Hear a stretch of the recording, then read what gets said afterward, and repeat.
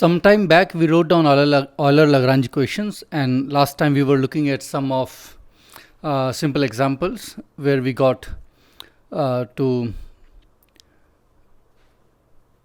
get some practice with using Euler-Lagrange equations. Okay. Since we have been making Lagrangian as a central thing, let's look at some of its properties now. Okay. So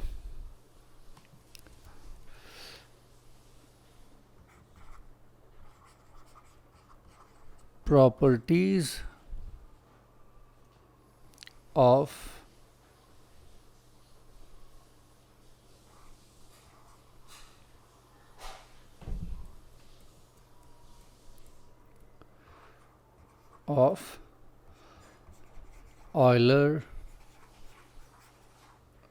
properties of Lagrangian.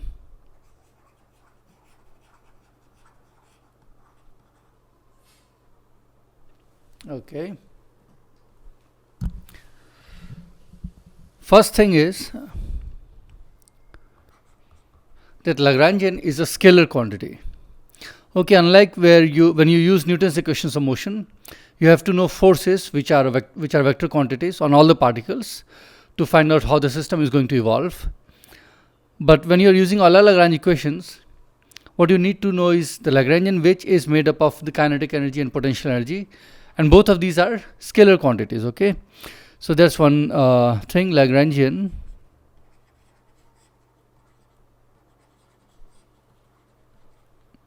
is a scalar.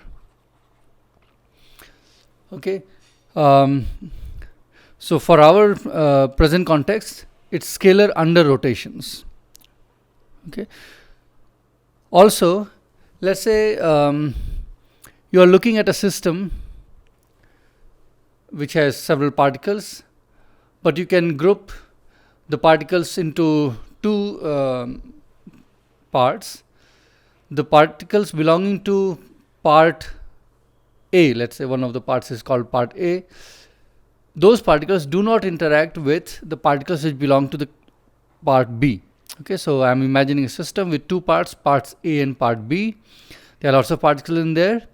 The particles within A, they interact among themselves. Particles within B, they interact among themselves.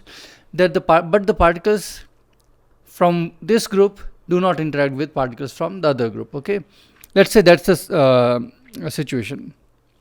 Then can I say something about the Lagrangian of this entire system? Okay, and what I want to show is that in such a case, the Lagrangian of the entire system can be written as a sum of Lagrangians of individual parts. Okay, that's what I want to say, and it's quite easy. So what I'm trying to convey is the following. So we have a system of, let's say, n particles, and I'm saying it has two or more than two, it doesn't matter, you can take more than two also, two or more, let's say two, and two non-interacting parts.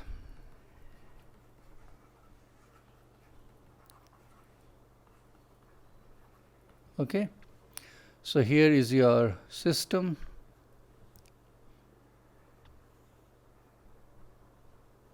Okay, it's isolated from everything else. So and let's say it has lots of particles here and there. Okay,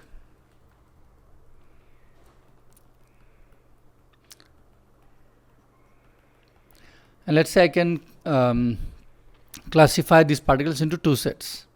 Okay, I'm not dividing a line, I'm not putting a line here to say that this is part A, this is part B, because I'm imagining the particles are all moving around, but I'm saying, okay, this guy is belonging to part A, this guy is belonging to part B, A, this guy may be part B, they don't talk to each other. Okay,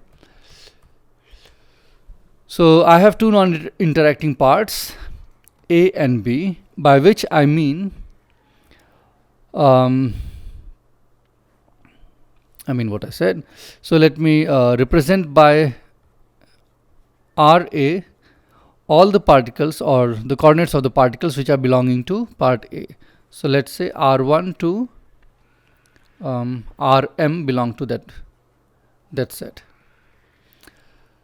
and then Rb denotes all the Cartesian coordinates of the particles which belong to set B, and I write them Rm plus 1 to Rn. So that makes a total of n if you look at both the parts. Okay, that's good. Now if I look at the system as a whole, then the Lagrangian of the system, which let me say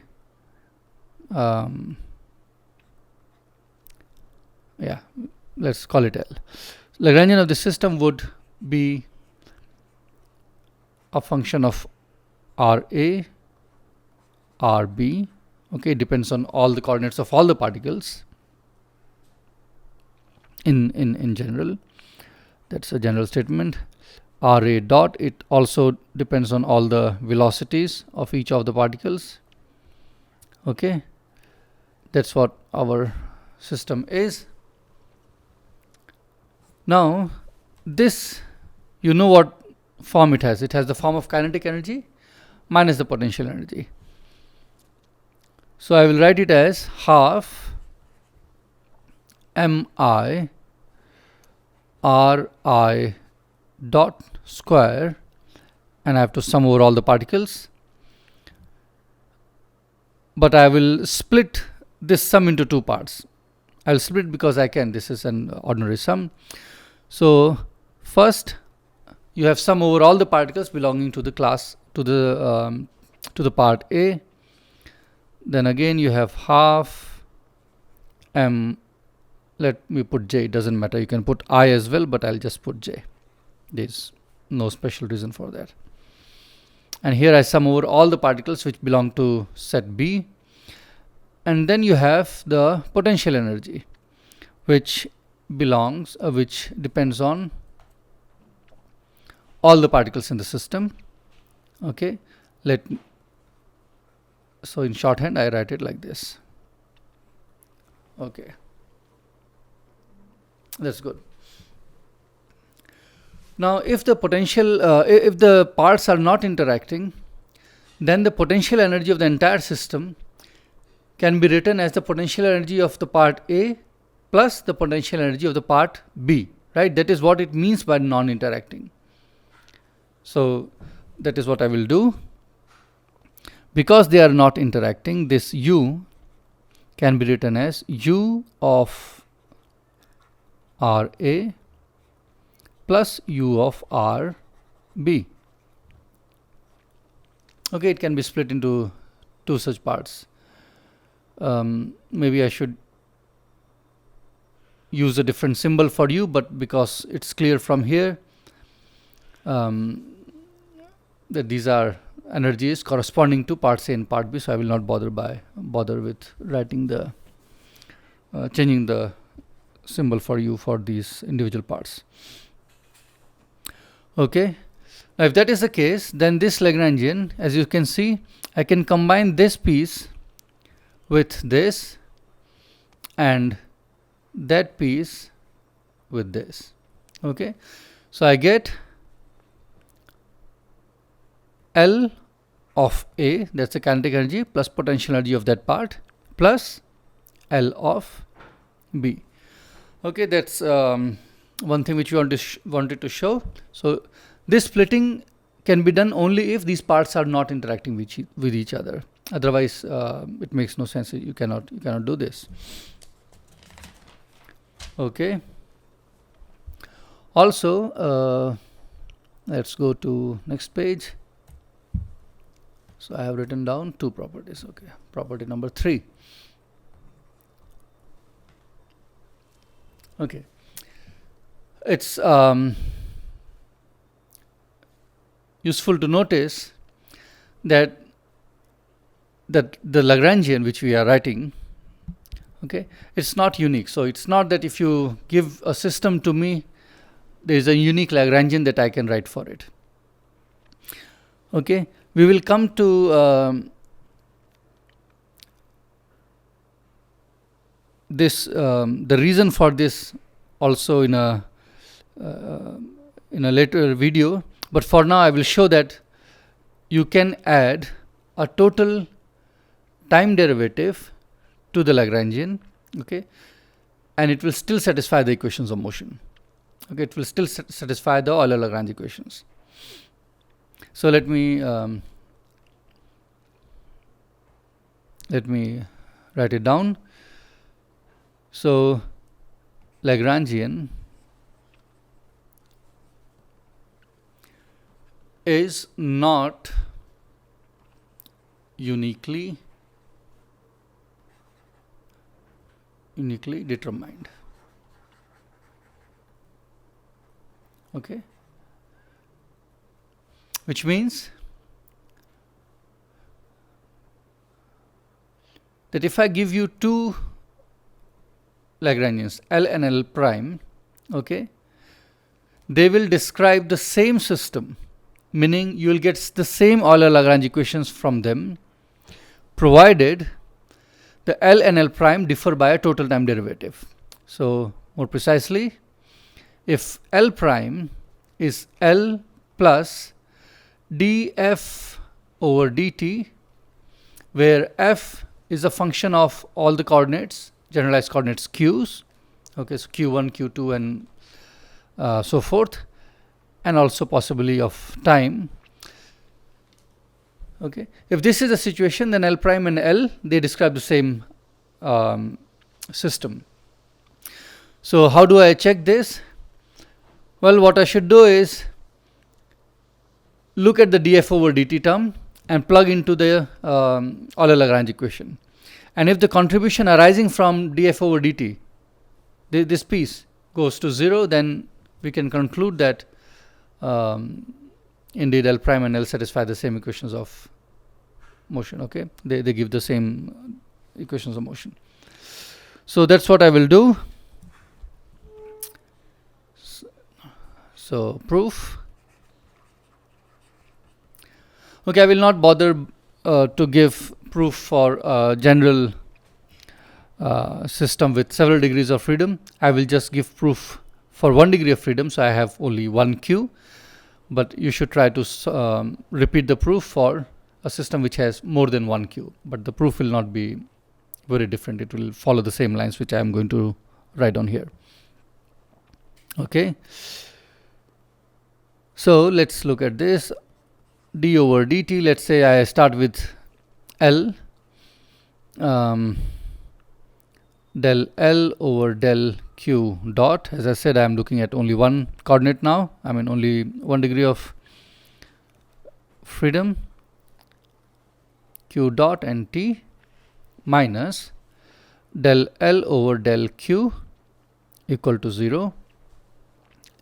I am saying if I replace this L by L plus df over dt, the term coming from the f will go to 0, which means if I plug in this piece also, then in addition to this, what you have on the left hand side, you will also get the following piece. You'll get d over dt del over del q dot df over dt. That's correct, no mistakes, minus del over del q and df over dt. This is what you will get extra on the left hand side.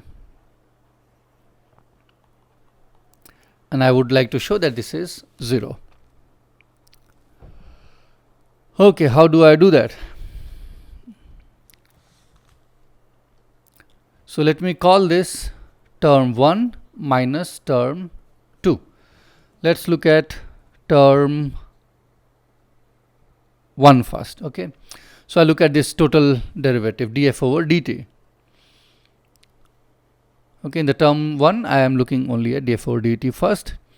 So df over dt is, remember the f is function of only q and t, not q dots.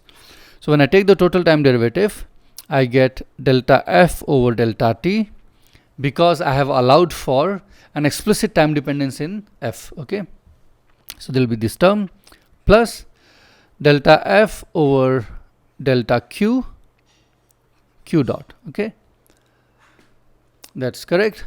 Now if I take a derivative with respect to q dot on this, let me take del over del q dot here over del q dot. Okay, what will that be? Now look at this piece. This piece is only a function of q and t, because taking a partial time derivative will not generate any velocity terms, right? And this piece will be only a function of q and t, this piece, del f over del q. And the time, the velocities are only in here. So when this derivative, partial derivative with respect to the generalized velocity acts on this piece, it gives 0. Here I should use a chain rule, but this piece, because it does not depend on velocity, this partial derivative is going to act only on this q dot. Okay, so I get delta f over delta q and del q dot over del q dot, which is 1. So I get del f over del q. And as I said, because maybe I should write down explicitly, delta f over delta t is not a function of q dot. Okay, it's not a function of generalized velocities. Okay, that's good. Now I should take the total time derivative. I have taken care of up to here. Now I should look at the total time derivative of this entire piece. So I take d over dt. Now I'm taking the total time derivative on the left, which means I should, okay, let me repeat it. Now I take the total time derivative d over dt, this piece, this will become a total time derivative acting on del f over del q. Okay, del f over del q. This will be your term number 1. Okay, what is that? Yeah, okay. Again I do the same thing. I write del f over del q, del over del t. So I have first del over del t acting on this piece, then I have del over del q, del f over del q times q dot. Okay, that's not a dot product, this is just a dot. Okay, perfect. Now what can I do? Okay, that's good. You see here I can interchange q and t. They are independent variables, so I can interchange them, which means I can write this as del f over del t del over del q plus del f over del q del over del q dot.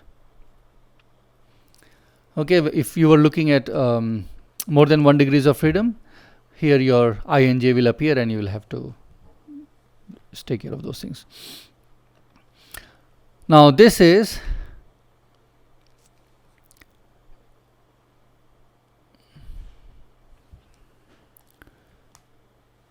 so you have del over del q here, del over del q here.